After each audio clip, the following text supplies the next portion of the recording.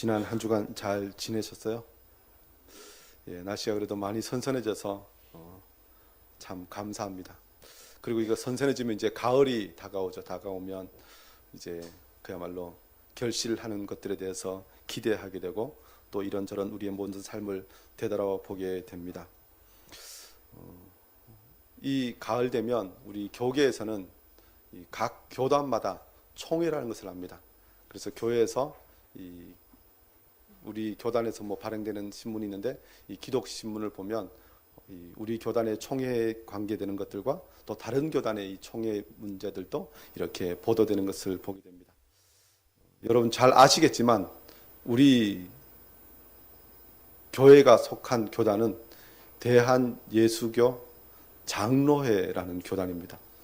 그리고 이 한국에 대한예수교 장로회가 많아요. 그래서 그 중에 다시 또 세분해서 교단 내 이름을 뒤에 좀 더 붙이는데 우리 교단은 합동 측에 속한 교단입니다. 우리 교단뿐만 아니라 다른 교단은 통합 측이라고 하는 교단도 있고요. 기장이라는 교단도 있고 고신이라는 교단도 있습니다. 우리 교회는 그렇게 합동 측 교단에 이 서울로회, 그러니까 우리 서울 지역에서도 이쪽 약간 우리 서대문, 종로 일부분, 이 은평구, 마포구 요 부분에 있는 교회들이 서울로회라고 따로 구분되어 있는데요. 그 서울로회 중에서도 우리 교회는 또 서부시찰에 속해 있습니다. 그래서 우리 족보를 따져보면 우리 한강밤성교회는 서부시찰에 속해 있고 서부시찰은 서울로회에 속해 있고 서울로회는 이 대한예수교 장로회 총회 합동측 교단에 속해 있습니다. 제가 왜 굳이 이렇게 자세하게 말씀드리냐면 이 가을이 되면 이 총회가 모여서 총회라는 것을 합니다. 그야말로 이 전국의 모든 교회의 대표들이 모여서 1년 동안 어떤 일을 했고 또 앞으로 어떤 일을 할 것인가에 대해서 총회를 하는데요. 우리 교단 총회는 이 전국에 한 10,000교회 이상 되고 그리고 한 300만 성도가 되는데 그 중에 다 모든 사람들이 총회에 참석하는 것이 아니라 그 중에 한 뽑힌 사람들이 한 1,000여 명 넘게 이 한 교회에 모여서 이 총회를 합니다. 총회를 하면요, 제가 참석해 보지는 않았습니다. 이것도 약간 교단에서 연륜이 있어야 참석할 수 있습니다. 총회에 참석하면 아무나 참석할 수 없습니다. 다 이렇게 총회 허가를 받은 대표로 뽑힌 사람들이 참석해서 교단 총회의 어떤 의결들을 하는데요. 사실 우리 교단 총회 곧 있습니다. 그리고 가을마다 다 있는데요. 이번에 우리 교단 총회가 그렇게 기분 좋은 총회는 사실 아닙니다. 왜냐하면 우리 교단에 지금 아주 심각한 문제가 하나가 있는데 무엇이냐면 우리 교단이 신학교를 운영하는데 그 신학교가 이름이 총신대학교입니다.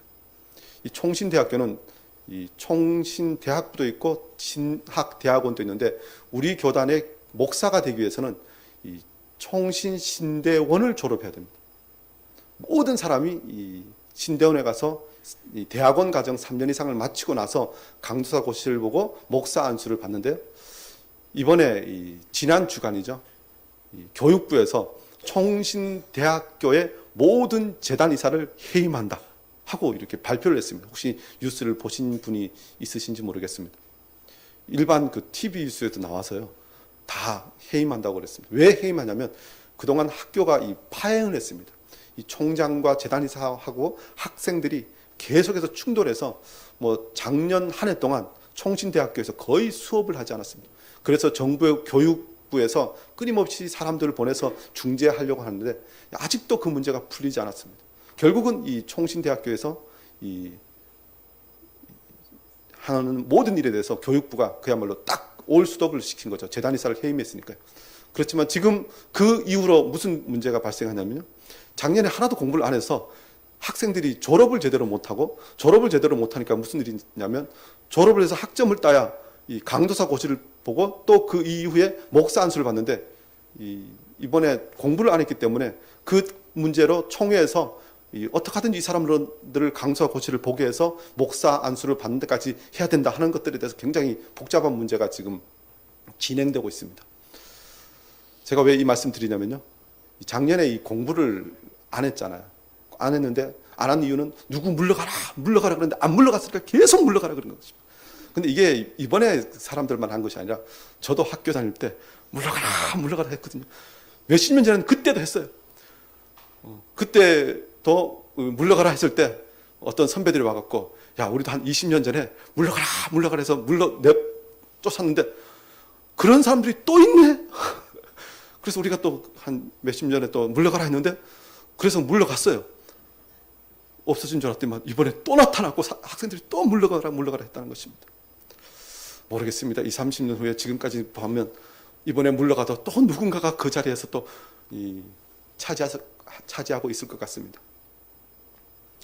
제가 오늘 이 말씀 드리는 것은, 오늘 본문에 예수님께서 예루살렘 성전에 가셨는데 가서 보시니 그 모습이 참으로 주님 보시기에 안타까운 모습이셨고, 또 그 모습의 결론으로 주님께서 무엇을 말씀하십니까? 내 집은 만민이 기도하는 집이라고 하였거늘 너희들은 강도의 소굴을 만드는도다.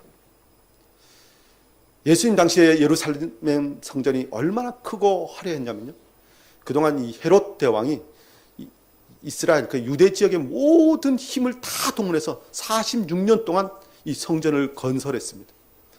그래서 외형적으로는 그 옛날 솔로몬이 지었던 성전보다 훨씬 크고 화려했습니다.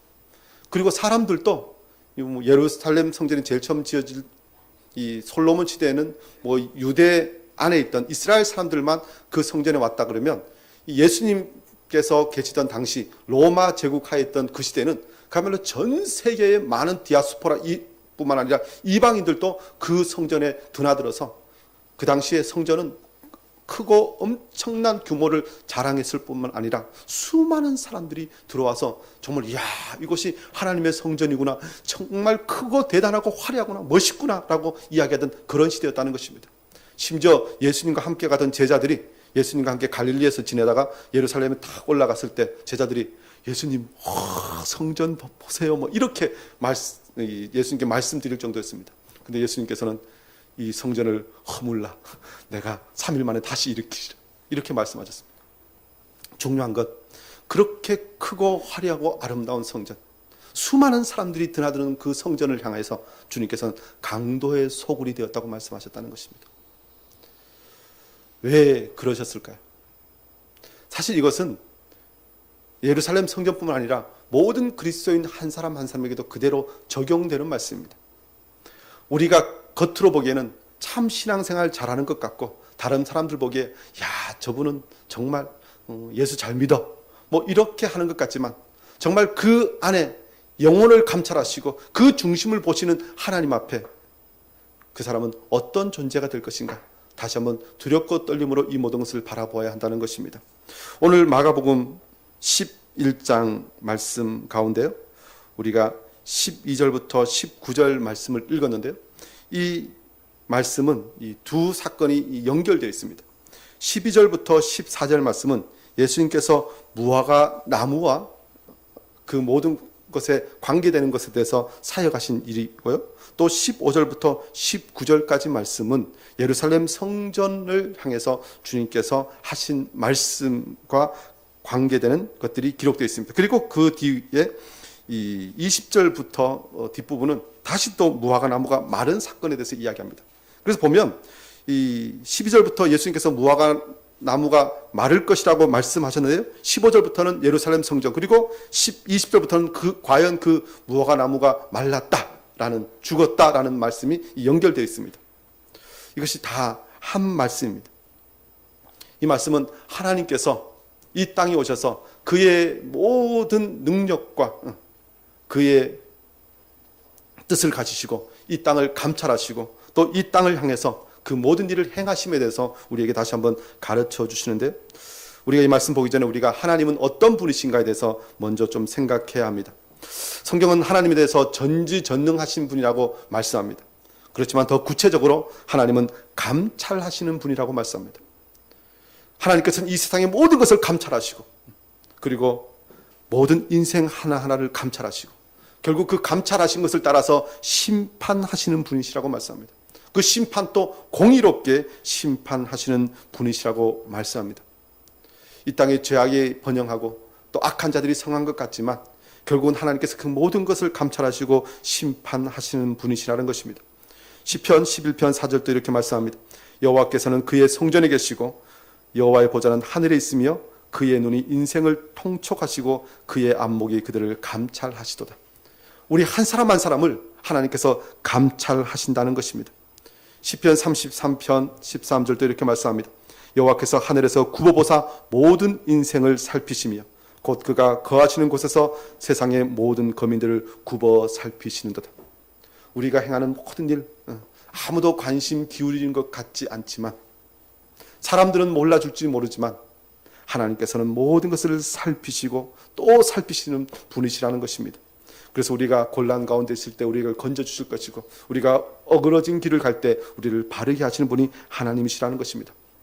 그런데 성경에요, 이 감찰하시는 하나님, 심판하시는 하나님이라고 말씀하실 때 이 감찰과 심판이 연결되는데요, 세상은 그야말로 이 부정한 심판들, 옳지 않은 심판들을 합니다. 그것 중에 하나가 무엇이냐면, 사실 이 법원에 있지만 요즘 TV에서 법원에 관계되는 드라마가 많이 나온다고 뉴스에서 본 것 같은데요. 근데 참 이 공의로운 재판관이라고 이야기할 때 사람들이 어떤 사람을 공의로운 재판관이라고 합니까? 어떤 사람이 정말 좋은 재판관이라고 이야기하냐면요, 가만히 보면요, 직접 그 사건 현장과 그 사람을 가서 보는 사람, 그 일이 왜 일어났는지에서 진짜 그 현장에서 모든 것을 조사하고 심판하는 사람, 그 사람을 참 좋은 재판관이라고 이야기하는 것을 보았습니다. 그런데요, 오늘 성경 보면 우리 하나님께서는 그렇게 모든 것을 감찰하시고 그 감찰하신 것을 따라 심판하시는 하나님이시라고 말씀합니다. 창세기 11장 5절에도요, 이 인류의 심판 가운데 좀 상징적인 심판이 하나 있죠. 무슨 심판이냐면 이 바벨탑을 쌓은 인간들을 하나님께서 심판하시는 장면이 나옵니다. 모든 언어를 혼란케 하고 결국 그 모든 공사를 중지시키시는데, 그때 창세기 11장 5절에 이렇게 말씀합니다. 여호와께서 사람들이 건설하는 그 성읍과 탑을 보려고 내려오셨더라. 하나님께서 하늘에서 보시면 다 아시는데 굳이 성경의 표현은 하나님께서 그 모든 것을 보시려고 내려오셨다라고 말씀합니다. 창세기 18장에도요, 이 소돔과 고모라에 대한 심판을 하시기 전에 하나님께서 이렇게 말씀하십니다. 소돔과 고모라에 대한 부르짖음이 크고 그 죄악이 심히 무거우니 이제 내려가서 그 모든 행한 것이 과연 내게 들린 부르짖음과 같은지 그렇지 않은지 내가 보고 알려 하노라 라고 말씀합니다. 소돔과 고모라에 대한 심판도 하늘에서 유황불을 내리시기 전에 하나님께서 내려가셔서 그 모든 것을 다 보셨다는 것입니다. 사실 이 말씀 보면 두려운 것은 하나님께서 큰 심판을 행하시기 전에 하나님께서 이 땅에 오셔서 그 모든 것을 다 보신다는 것입니다. 어찌 보면 세상의 마지막에 제일 큰 심판이 있을 텐데요, 그때 전에도 하나님께서 이 땅의 모든 것을 두루 살피시고 감찰하신 때가 있을 것이라는 것입니다. 어찌 보면 이 성경 중에서 예수님께서 이 땅에 오셔서 복음을 전하시고 많은 생명을 구원하신 사건이 복음서에 기록되어 있지만, 사실 이 복음서는 한쪽은 구원이지만 또 하나는 무엇입니까? 그를 믿는 자는 구원을 받을 것이요 그를 믿지 않는 자는 심판을 받으리라라고 말씀합니다. 예수님의 오심도 구원이 바로 앞에 있지만 또 우리가 기억할 것은 심판도 바로 앞에 있다는 것입니다. 그리고 주님께서 이 땅에 오셨다는 것은 하나님께서 하늘을 위해서 그냥 심판하셔도 되지만 굳이 인간의 육신을 입고 이 땅에 오셔서 그 모든 것을 두루 살피시고 그 모든 것 가운데 그의 백성을 구원하시고 그를 믿지 않는 자를 심판하시는 사역이라는 것입니다. 그런데 오늘 이 본문 말씀은요, 그 사역을 아주 그야말로 일상의 삶에서 명확하게 우리에게 그려주고 있습니다. 예수님께서 이 땅에 오셔서 무엇을 보시고 또 어떤 일을 행하십니까? 오늘 12절 이렇게 말씀합니다. 이튿날 그들이 베다니에서 나왔을 때 예수께서 시장하신지라 멀리서 잎사귀 있는 한 무화과 나무를 보시고 라고 말씀합니다. 예수님께서 무화과 나무를 보셨다는 것입니다. 왜 보셨냐면 예수님께서 시장하셨기 때문에, 배가 고프셨기 때문에 그 무화과 나무에게 향하여 가셨다는 것입니다. 여러분 어떻게 지금 시장하십니까? 아침 식사를 안 하고 오신 분은 시장하실 것이고, 아침 식사를 든든하게 하신 분은 조금 졸리네 뭐 이러실지도 모르겠습니다. 그런데 시장하신지라라는 표현은요, 사실 이 당시에 이 예수님과 제자들 그리고 모든 사람들이 살아가던 시대의 모습을 사실 한마디로 보여줍니다. 예수님만 시장하셨겠습니까? 예수님이 시장하셨다면 제자들은 더 시장했을 것입니다. 왜요? 그래도 제자인데요. 먹을 것 구하면 제일 먼저 누구 갖다 드려요? 선생님 갖다 드리겠죠. 다른 복음서 보면 제자들이 예수님 드리려고 먹을 것 구하러 다니는 사건도 기록되어 있잖아요. 그런데 예수님을 시장하시고 제자들이 시장하셨다면 예수님께서 머무셨던 집, 예수님을 대접했던 그 사람들도 다 시장했을 것입니다. 왜요? 먹을 것이 없었기 때문에. 요즘 어떤 사람들이 배가 고프다고 그러니까 아유 왜 밥을 못 먹었어, 라면을 끓여 먹으면 되지 뭐 이렇게 하면서 하던 그런 시대입니다 사실. 그러나 예수님 사시던 시대는 그런 시대가 아니죠. 사실 로마의 압제하에서 모든 사람들이 굶주리고 고통받던 시대였습니다. 그렇지만 또 어떤 사람들은 배부르게 자기들의 것을 가지고 있었을 것입니다. 사실 못 사는 나라일수록 빈부격차가 엄청나게 크다고 그러잖아요. 선진국일수록 빈부격차가 없습니다. 그래서 모든 사람이 그냥 그럭저럭 살면 선진국이고요. 잘 사는 사람은 아주 잘 살고 못 사는 사람은 아주 못 사는 사실 이 후진국이라고 합니다. 근데 예수님 당시에는 사실 그런 의미에서는 로마와 제국과 그에 관계되는 사람들은 그 누구보다 잘 살았을 것이고 모든 가난한 사람들은 더 고통받던 시대였을 것입니다. 그런데 오늘 이 예수님 또 시장하셔서 이 무화과 나무를 보시고 혹 그 나무에 무엇이 있을까요? 가셨더니 가서 보신즉 잎사귀에 아무것도 없더라. 이는 무화과의 때가 아님이라. 그렇죠. 그런 시대일지라도 주님께서 기대하시는 것이 있어서 무화과 나무를 찾아가셨다는 것입니다. 그런데 찾아가신 무화과 나무를 왜 그 나무를 선택하셨냐면 그 무화과 나무가 잎이 무성했기 때문에 그렇습니다. 근데 이 말씀 그냥 보면요, 예수님께서 무엇을 얻을까 하여 가셨는데, 근데 못 얻는 게 당연한 것처럼 여겨지는 단어가 있습니다. 왜요? 이는 무화과의 때가 아님이라. 무화과 때가 아니기 때문에 무엇을 얻을까 하여 가도 무화과를 구하지 못했습니다. 그래서 어떤 사람은 아유 예수님께서 때도 아닌데 가서 밥 달라 그러셔갖고 괜히 무화과 남으면 죽었다 이렇게 얘기하는 사람도 있습니다. 근데 예수님께서 무엇을 구하러 가셨죠? 무엇이 있을까 하여. 무화과의 아주 큰 열매를 구하신 것이 아닙니다. 사실 무화과는 그 전체 나무를 순도 작은 싹도 먹는다고 합니다. 그리고 작은 열매도 배고프면 먹죠. 그리고 이 무화과는 그 당시에도 가난한 자들의 양식이라 그래서 가장 가난한 사람들이 마지막에 어떤 무슨 먹을 게 없으면 가서 먹던 것이 무화과입니다. 예수님께서 그 가난한 자들의 양식을 구했는데 그것조차도 그 나무에서 구할 수 없었다는 것입니다. 잎은 무성하게 참 많을 것 같았지만, 무엇인가 많은 것을 줄 수 있는 것 나무 같았지만 그럴 수 없었다는 것입니다. 이 말씀을 보면요, 이 시대 우리가 어떤 분은 이 12절부터 이 무화과 사건은 어떤 분은 한 개인에 대한 이야기라면 뒷부분의 성전의 이야기는 이 공동체, 교회에 관한 이야기라고 할 수 있습니다. 이 무화과 나무 잎에서, 이 나무에서 열매를 먹을 것을 구하지 못하신 주님께서 이 14절 말씀 보면 나무에게 심판하십니다. 무엇을 심판하십니까? 이제부터 영원토록 사람이 내게서 열매를 따먹지 못하리라 하시니 제자들이 이를 듣더라. 따먹지 못할 것이라고 말씀하셨다는 것입니다. 열매를 구했는데 열매를 내어놓지 못한 그 나무에 대해서 심판하셨습니다. 요즘은 어디 밭에 가서 저기 오이가 있네 하고 이렇게 따 드시면 큰일 납니다. 농작물 절도죄입니다. 우리 집사님도 농장에 막 사람들이 막 따가서 왜 따가냐고 아유 그냥 있는 줄 알고 따갔다고 하면서 그냥 따가는 시대는 그러면 안 되죠. 근데 율법에 의하면 예수님 당시가 그러니까 이스라엘 전체가 이 모세 오경을 비롯한 율법을 지키는데 율법에 무엇을 명합니까? 너희는 옆에 가서 포도원의 포도나 다른 모든 것들을 그냥 따 먹으라 그럽니다. 그냥 따도 이스라엘 율법에는 아무 문제가 없습니다. 왜냐하면 이스라엘의 모든 땅의 주인은 누굽니까? 하나님이십니다. 그리고 거기에 거하는 모든 백성들은 하나님의 자녀들입니다.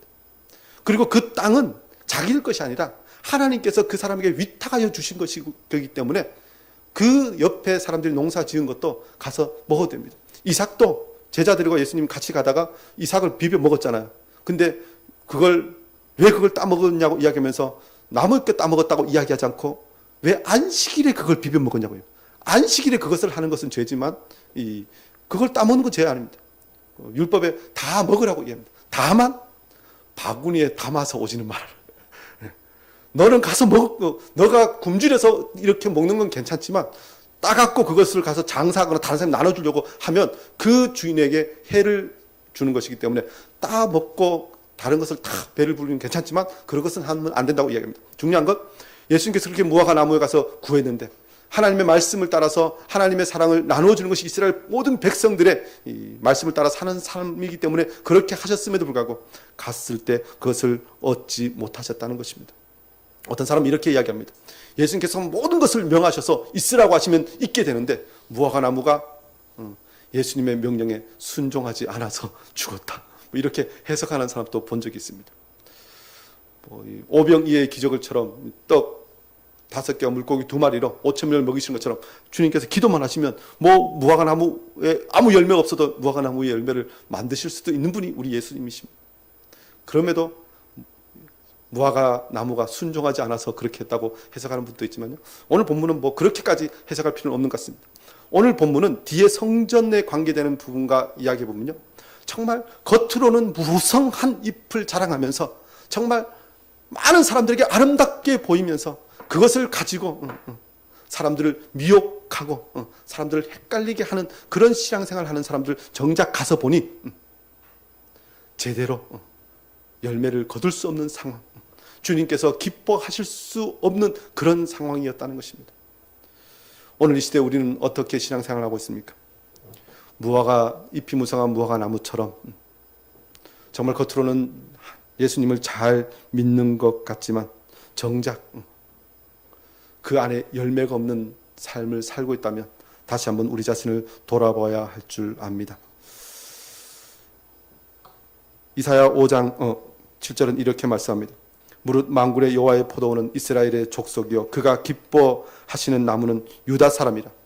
그들에게 정의를 바라셨더니 도리어 포악이요 그들에게 공의를 바라셨더니 도리어 부르짖음이었도다.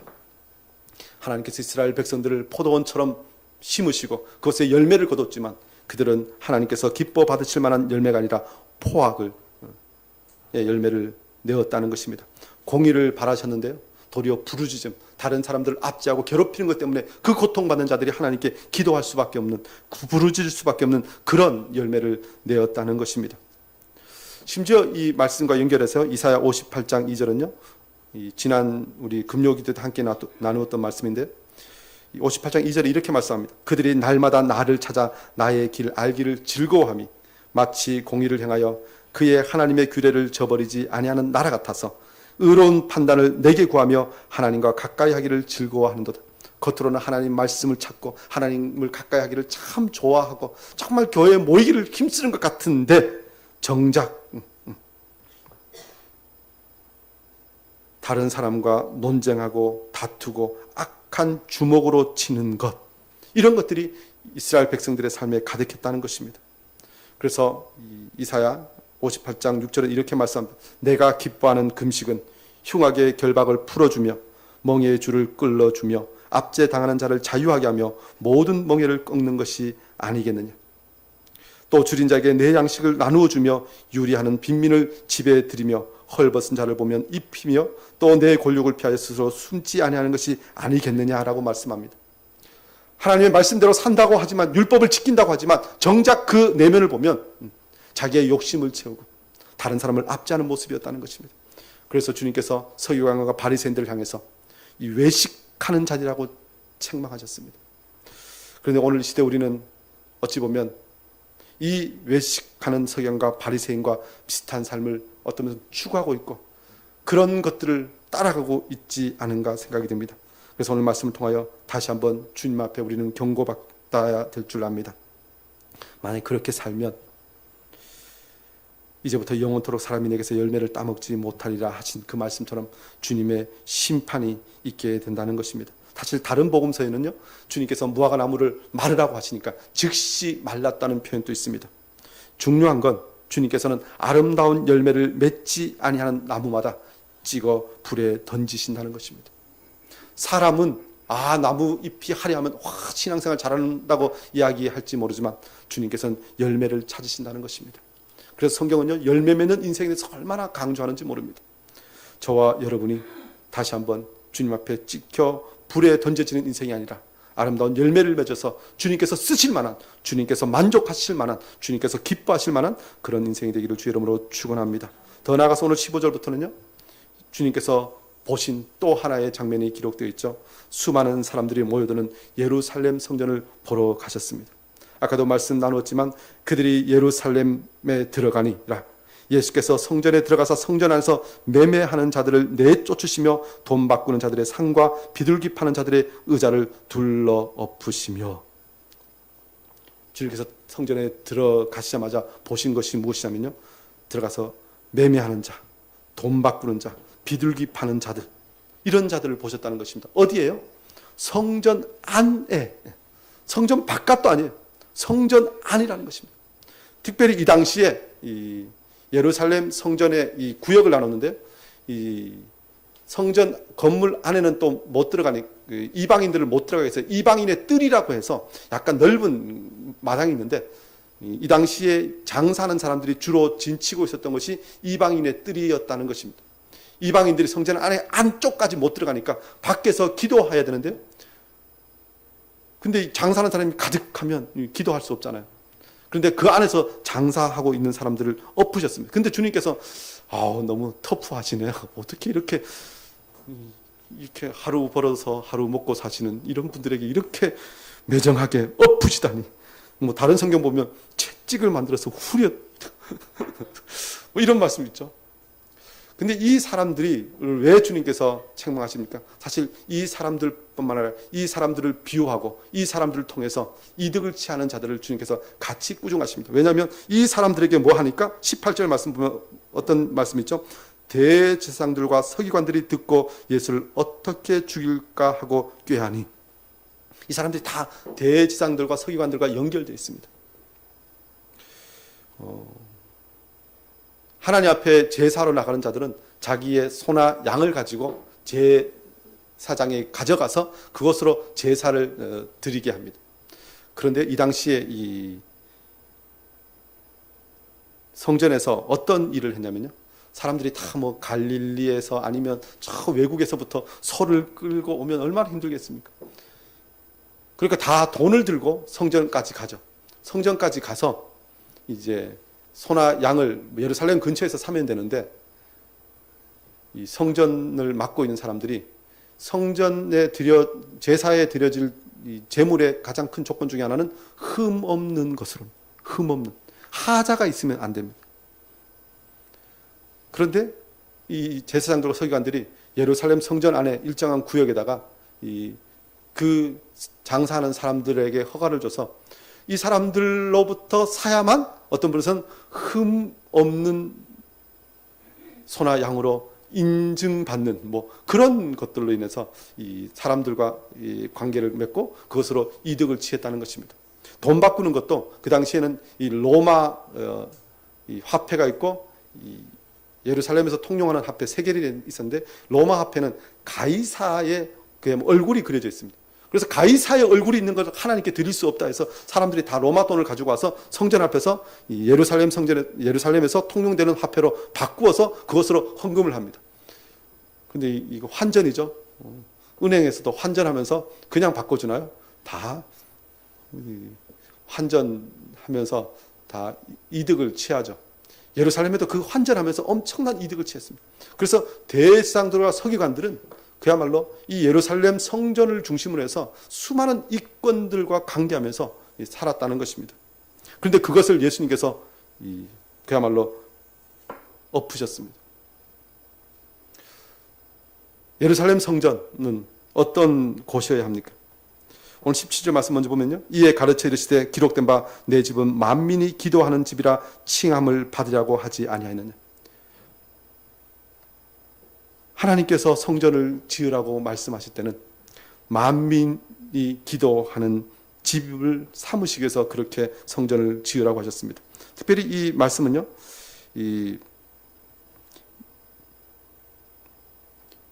이사야 56장 7절 말씀 보면 만민이 기도하는 집, 더 나아가서 만민을 위하여 기도하는 집, 이렇게 표현되어 있습니다.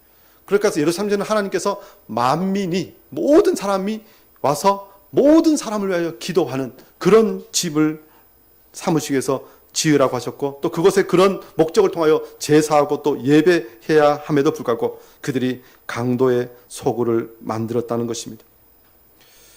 사실 강도의 소굴 정도가 아니죠. 이 당시에 이렇게 강도의 소굴을 만들었다고 할 때 이 강도는 무엇을 위하여 강도 일을 합니까? 사실 돈을 벌자고 하는 일이죠. 결국은 이 예루살렘 성전은 이 안에서는 하나님을 예배하고 한다지만 그 하나님의 이름을 가지고 결국은 돈의 신, 세상의 성공, 이런 것들을 쫓아가는 자들로 가득한 그런 곳이었습니다. 이곳에 얼마나 많은 사람들이 몰려들었는지에 대해서 그 당시 예루살렘 성전에서 1년에 드려지는 이 소나 양이 유대 역사가 요세푸스라는 사람이 1년에 25만 5,600마리의 짐승이 25만 5천. 이 숫자가 얼마나 큰 숫자냐면요, 엄청난 숫자입니다.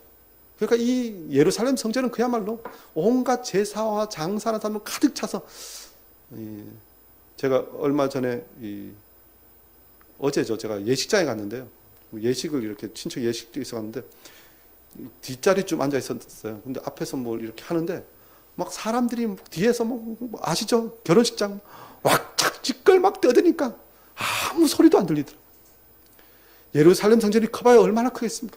근데 그곳에 온갖 짐승의 소리 내지는 장사하는 사람들, 수많은 사람들이 몰려 있으니까 그것이 도대체 하나님을 제사하는 곳인지, 그야말로 기도할 수 있는 상황이 전혀 안 되는 그런 곳이었다는 것입니다. 심지어 아까 말씀드렸듯이 이방인의 뜰이라고 정해놓은 것은 온갖 장사람들이 가득 차서 도대체 아무도 기도를 제대로 할 수 없는 그런 공간이 되어버렸다는 것입니다. 오늘 시대 한국 교회는 어떻습니까? 아니, 우리 공동체는 어떻습니까? 사실 와서 하나님께 예배하기를 원하고 또 기도하지만 사실 이런저런 복잡한 것들이 우리가 하나님께 집중하는 것을 방해하는 것도 사실입니다. 그러나 우리는 끊임없이 우리의 예배를 방해하고 우리를 하나님 앞에 나아가기를 방해하는 것들을 제하여야 합니다. 예수님께서는 다른 곳에서는 온유하고 겸손하신 모습이었지만 이 불의 앞에서는 주님께서는 단호하셨습니다. 상을 둘러 엎으시고 그들을 쫓아내셨습니다. 그런데 예수님의 이 행동이 결코 잘못된 행동이 아니었음에 대해서 뒤에 보면 대제사장들과 서기관들이 듣고 예수님을 어떻게 죽일 거라고 이야기합니다. 사실 원래 제대로 하면 어떻게 이야기해야 되죠? 예수님이 잘못된 행동을 하셨다 그러면 예수님의 죄를 지적하고 그가 이런 죄를 지었기 때문에 우리는 살려둘 수 없다, 이런 죄를 고발해야 되는데 그냥 예수님을 죽이겠다, 자기들의 이권을 막고 있는 것에 대해서 그냥 이야기를 하는 것이죠. 그리고 예수님께서 예루살렘 성전이 이런 일을 해야 됨에 대해서 말씀하시고 이 일을 행하신 것은 전혀 율법에도 저촉되지 않는 일이었다는 것입니다. 기도하는 곳을 강도의 소굴로 만든 자들은 쫓아버려야 합니다. 단호해야 합니다. 사실 그래서 교회의 가장 큰 이 덕목 중에 하나, 가장 엄밀하게 지켜야 할 것 중에 하나는요, 공동체를 파괴하는 악한 생각들, 어떤 분들은 악한 사람들입니다. 온갖 불의를 가져와서 교회를 타락시키고 예수 그리스도의 몸답지 않게 만드는 것들, 그런 것들이 교회에 올 때는 단호해야 합니다. 이단과 사이비가 교회에 들어올 때는 단호해야 합니다. 매정해야 합니다. 그리고 우리 교회는 어떤 것은 그런 일들을 위해서 더 열심히 순결을 지켜나가야 할 줄 압니다. 그리고 하나님 앞에 예배하기를 방해하는 모든 것들을 다 제어해야 합니다. 사실 이 교회 안에서는요, 하나님을 위한다고 하면서 얼마나 많은 일들을 만들어 가는지 모릅니다. 그것을 통하여 이것이 우리가 하나님을 섬기는 예라 하리라 하면서 많은 것들을 만들어 가야 되는데, 우리가 기억할 것은요, 하나님의 영광을 가리운다면, 하나님의 뜻이 조금이라도 어떤 면에서 어그러진 것 같다면, 아무리 세상 사람들이 좋은 일이라고 해도, 아무리 큰 일이라고 해도, 아무리 중요하다고 이야기해도 그것을 차라리 하지 않는 것이 더 낫습니다. 저와 여러분이 하나님의 교회, 더 나아가서 우리 자신 앞에 있는 모든 불의를 쫓아내기를 원합니다. 특별히 이 내 집은 만민이 기도하는 집이라라는 이 표현은요, 이 고린도에 보면, 고린도 전서에 보면 주님께서 우리 자신을 너희가 성령이 거하시는 전이라는 표현을 씁니다. 우리 자신이 하나님의 전이라는 것입니다. 우리가 기도하는 성전이 되어야 하는데, 우리 가운데 세상의 악한 것들이 우리 가운데 들어오면 우리는 단호하게 쫓아내고 오직 하나님을 섬기고 하나님만 예배하는 우리 모두가 되기를 원합니다. 특별히 이 예루살렘 성전이 얼마나 악하고 타락했는지에 대해서요, 이 에스겔서 말씀을 보면요, 이 에스겔서에 보면 에스겔을 주님께서 들어서 예루살렘 성전에 가서 모든 것을 보게 하시는데, 이 에스겔서 8장에 보면 보라, 여호와의 성전 문 곧 현관과 제단 사이에 약 25명이 여호와의 성전을 등지고 낯을 동쪽으로 향하여 동쪽 태양에게 예배하더라. 또 내게 쓰인 자 내가 보았느냐, 유다 족속 여기에서 행한 가증한 일을 적다 하겠느냐. 그들이 그 땅을 폭행으로 채우고 또다시 내 노여움을 일으키며 심지어 나뭇가지를 그 코에 두었느니라.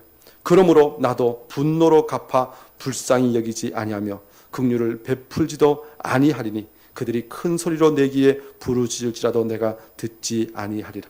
성전이 성전의 역할을 하지 못하고 도리어 그곳에 악한 것이 세워져 있으면 그 악한 것으로 하나님을 섬기는 것들을 방해하거나 그것을 대체하고 있다면 하나님께서는 불쌍히 여기지 아니하시고 긍휼을 베풀지도 아니하시겠다고 말씀합니다. 오늘 이 시대 우리는 다시 한번 이 말씀 앞에 두렵고 떨림으로 서야 할 줄 믿습니다. 한국 교회가요, 아까도 말씀 총회에 그런 일들이 가득 차 있습니다. 사실 우리 교단만 그런 것이 아니라 옆에 통합측 교단이라고, 우리 교단 한 전국에 한 300만 성도들이 있지만 통합측 교단도 한 300만 성도 있습니다. 사실 우리나라의 개신교라고 하면 전체 뭐 옛날에는 1200만 그랬지만 요즘은 점점 줄어서 그 인구 통계적으로 한 800만에서 900만 이야기합니다. 그 800만에서 900만 개신교인 중에 300만이 우리 합동측 교단이고 300만이 통합측 교단입니다. 나머지 뭐 감리교 있지만 한 200~300만 명이 그쪽에 속해 있습니다. 그러니까 대부분의 개신교가 우리 우리 합동측과 통합측에 있는데, 통합측도 이번에 총회가 거기도 학교가 데모하고 난립니다. 뭐 뉴스에 가끔 나오죠. 이 명성교회 세습 문제 때문에 이 통합측 신학교는 장신대학교인데 장신대학교 학생들이 데모하고, 이번에 또 똑같이 사회 뉴스에 뭐가 나오냐면요, 명성교회 재정 비리를 이 검찰에 고발하면서 이거 조사해달라고, 아무리 해도 안 되니까 이제 사회법에다가 올렸습니다. 그래서 이번 총회 이제 통합 측은 그 문제 때문에 제가 알기로는 이 통합 측 목사 한 절반 정도 지지파와 반대파가 나와서 아주 준비하고 있는 걸로 압니다. 제가 이 말씀드립니까? 지금 교단 총회가 그러면 사실 나머지 교회들도 뭐 그렇게 상황이 다르지 않습니다. 그런데 하나님 앞에 온전히 예배하고 기도하고 전도하고 하나님의 뜻대로 살아야 할 공동체가, 사람이 제대로 살지 않으면 하나님께서 불쌍히 여기지 않고 긍휼을 베풀지 않으시겠다는 것입니다. 주님께서 채찍을 들어서 쫓으시고 상을 뒤엎으신 것처럼 그렇게 심판하시겠다는 것입니다. 그러니 앞으로 한국교회가 사실 쇠퇴하거나 그래도 우리가 왜 이럴까 그러지 말고 전혀 이상한 일 당하는 것처럼 여기지 않으셔도 됩니다. 그렇게 하니 참 하나님께서 그렇게 심판하시는구나 보아야 합니다. 그렇다고 우리가 심판받는 것이 당연해 그래서는 안 되고요. 성경은 또 무엇을 이야기하냐면요, 저렇게 죄를 지니 심판당해, 어쩔 수 없구나 뭐 이런 것이 아니라 그것을 향해서 다시 하나님의 뜻이 무엇인가 선포하고 하나님께서 회개하지 않으면 너희들은 이렇게 하실 것이라고 말하는 것, 그것이 선지자의 사명이라고 이야기합니다. 우리가 한국 교회를 위해서 또 우리 교회를 위해서 우리 자신을 위해서 하나님의 뜻대로 부름받은 우리가 악한 일에 동참하거나 또 악한 것으로 그 삶을 쌓지 않도록 늘 기도하며 깨어 있어야 한다는 것입니다. 저와 여러분을 주님께서 이 일을 위하여 부르신 줄 믿습니다. 내 집은 만민이 기도하는 집이다 라고 선포하셨던 것처럼 이제는 우리가 선교와 전도를 통해서 모든 사람이 하나님 백성 되는 일에 우리가 그 모든 일에 힘을 더하고 또 함께 동력해야 될 줄 믿습니다. 이런 일을 감당할 때 어떤 일이 있습니까? 오늘 18절 말씀 보면 대제사장과 서기관들이 듣고 예수를 어떻게 죽일까 하고 꾀하니, 예수님이 그렇게 성전을 청결하게 하셨을 때 대제사장들과 서기관들이 예수님을 죽일까 했습니다. 우리도 이 시대에 예수님을 따라서 그렇게 성전을 청결하게 하는 것처럼 공동체를 청결하게 하고 우리 자신을 깨끗하게 하여서 하나님의 말씀대로 살아가면 많은 핍박과 심지어 많은 대적들이 죽일까 하고 꾀하는 일들이 있을 것이라는 것입니다. 이 마태복음 21장 38절 39절 보면요, 이 포도원 농부 비유에 대해서 이렇게 말씀합니다. 농부들이 그 아들을 보고 서로 말하되 이는 상속자니 자 죽이고 그의 유산을 차지하자 하고 이에 잡아 포도원 밖에 내쫓아 죽였느니라. 열매 맺지 못하는 사람들의 특징 중에 하나는 포도원 농부들이 열매를 가지고 주인에게 올려드려야 되는데 그렇게 하지 않았을 때 주인의 아들이 그 포도원을 찾아갔을 때 포도원 농부들이 그렇게 했다는 것입니다. 자, 저를 죽이고 우리가 이 포도원을 차지하자. 오늘 이 시대 우리가 하나님 말씀대로 살려고 몸부림치면서 정말 진리를 따라서 한 걸음 한 걸음 걸어갈 때 세상에 많은 악한 자들이, 심지어 어떤 부분에서는 오늘 말씀 보면 교회 안에서조차도 이 일을 회방하고 방해하고 거스리는 자들이 있을 것이라는 것입니다. 그럴지라도 두려워하지 말고 끝까지 주님을 따라감으로 주님의 뜻을 이루어가는 저와 여러분이 되어야 할 줄 믿습니다. 그래서 오늘 19절에 이렇게 마무리하죠. 그리고 날이 저물매 그들이 성 밖으로 나가더라. 예수님께서 성 밖으로 나가셨습니다. 지난번에 말씀 나누던 것처럼 예수님께서 어린 시절에는 그 성전에서 기도하는 사람들이 가득했던 곳입니다. 예수님께서 12살에 성전에 가셨을 때는 말씀 선생들이, 율법 교사들이 예수님과 함께 말씀을 토론할 정도로 그것은 말씀이 융성하던 곳이었습니다. 그런데 이곳 이제는 더 이상 그곳이 더 이상 머물러서는 안 되는 그런 곳으로 변해 있습니다.